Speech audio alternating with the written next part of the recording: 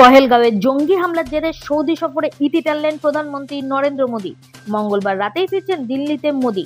মঙ্গলবার সকালেই দুদিনের সফরে সৌদি আরবের জেদ্দা শহরের উদ্দেশ্যে রওনা দিয়েছিলেন মোদী। সৌদির প্রধানমন্ত্রী তথা সে দেশের যুবরাজ সালমানের আমন্ত্রণেই তৃতীয়বার সফরে গিয়েছিলেন তিনি। কিন্তু দুপুরে কাশ্মীরের অনন্তনাগ জেলার পর্যটন কেন্দ্র পহেলগাঁওয়ের বৈশারণ উপত্যকার জঙ্গি হানায় 25 জন পর্যটকের প্রাণনাশের খবর এলোমেলো করে দেয় সফরসূচি। আর তাই সৌদি আরব সফর মুলতবি করে ভারতে ফিরছেন প্রধানমন্ত্রী নরেন্দ্র মোদী।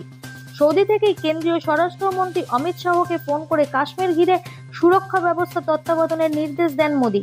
প্রধানমন্ত্রীর নির্দেশ পেয়ে রাতেই শ্রীনগরে পৌঁছে সেনা, আধা সেনা, পুলিশ ও প্রশাসনিক আধিকারিকদের সঙ্গে বৈঠকে বসেন শাহ। কারণ কেন্দ্রশাসিত অঞ্চল জম্মু ও কাশ্মীরের পুলিশ শাহের মন্ত্রকেরই নিয়ন্ত্রণে। সৌদি থেকে মোদী এক্সে লেখেন, জম্মু ও কাশ্মীরের পহেলগাঁওয়ে এই জঙ্গিহানার তীব্র নিন্দা করছি। যারা প্রিয়জনকে হারিয়েছেন তাদের সমবেদনা জানাই। প্রার্থনা করি আহতরা দ্রুত সুস্থ হয়ে উঠুন। সব রকমের সাহায্য করা হবে। আর তারপরেই প্রধানমন্ত্রী হুঁশিয়ারি দিয়েছেন জঙ্গিদের।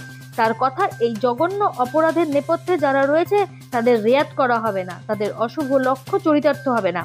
সন্ত্রাসবাদের বিরুদ্ধে আমাদের লড়াইয়ের পণ দৃঢ়, এটা আরো কঠিন হবে। ব্যুরো রিপোর্ট, আমার বাংলা নিউজ।